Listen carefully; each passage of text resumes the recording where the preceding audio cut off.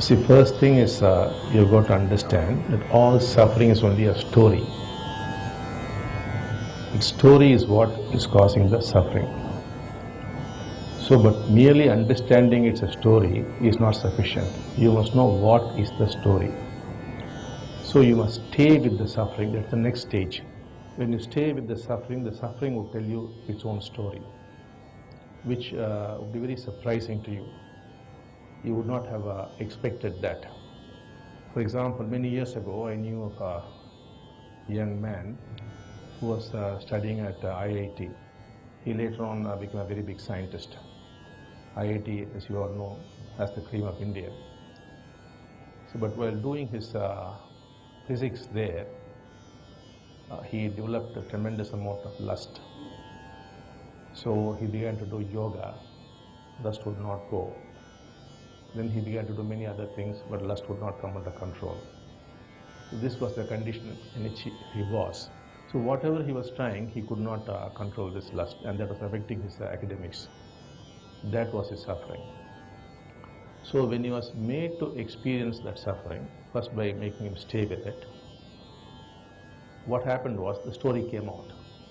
The story was, this person hated experimental physics.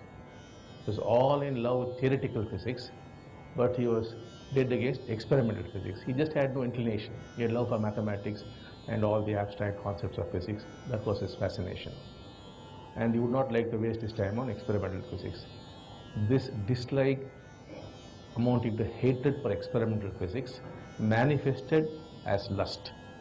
Whenever you are involved in some work which you do not like, which you hate, then lust becomes too much.